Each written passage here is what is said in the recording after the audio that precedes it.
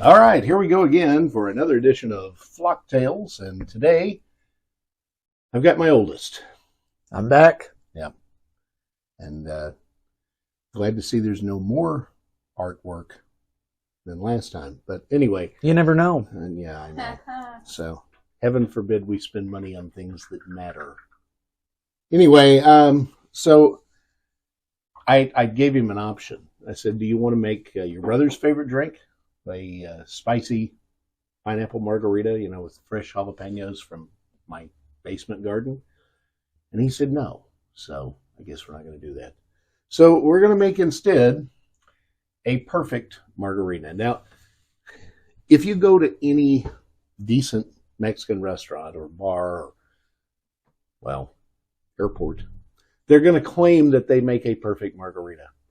So there are probably 10,000 variations of this thing. Probably are. This happens to be my variation that I learned to do in Mexico.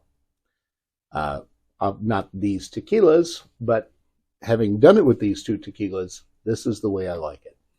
So there's almost nothing to this, but it's the perfect drink. So what we're going to start with is 2 ounces of lime juice. This is fresh squeezed lime juice, a couple of limes. I've got a slice of an orange, and then I've got a little cut of an orange for garnish. Grand Marnier. You could use Grand Gala if you'd rather. You could use Cointreau. You could use just about any orange liqueur. I just happen to like the balance that you get from the Grand Marnier. So you get the cognac with the orange liqueur there. The only other ingredient is tequila. There's no sweet and sour mix or any other garbage in this. Nope. And it's 2 tequilas. So you're going to use a reposado and an añejo. And if you do this, I recommend you use 2 tequilas from the same family. So the reason is they're going to have complementing flavors. So if I poured Don Roberto double cask in with the Pantalones and añejo, it's not going to blend well because they don't complement each other. They're from different plants and different barrels. So we want that complementary flavor. You could also use a Blanco and a Reposado if you want a lighter drink. But if you're going to do this, you might as well get the full punch. Right? Yeah. So it's really simple. We're going to have a tall glass with ice.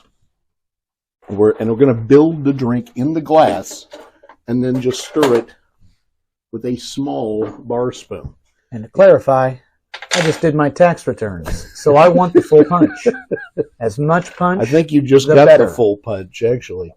All right, so we're going to start. You're going to build this backwards. And the reason you build it backwards is we're going to stir it, and we want the Grand Marnier to come to the top instead of just all resting on the bottom. So we're going to start with about a half an ounce of Grand Marnier. And then we're going to go with our lime juice. And you're going to get about 1.5 ounces in there. Then we're going to take 3/4 of an ounce of the Reposado tequila.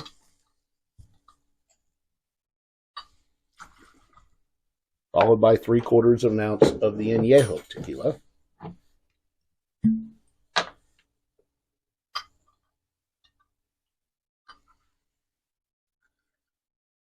And then what you're going to do is take your orange and just express it in there, like so.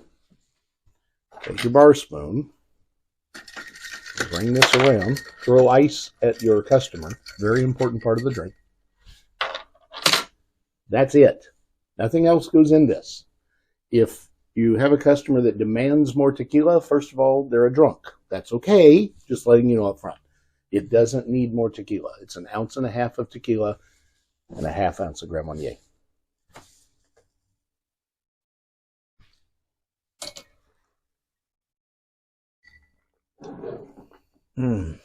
Now, you can take this up just a notch in the old Emerald adage if you want to add a little agave flavor.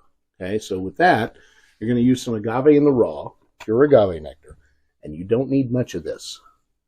That's like Plenty. 1/2 teaspoon. So probably 1/4 ounce at best. Stir it again. Stir it well because that agave is going to sit on the bottom of the glass. Tell me what the difference is.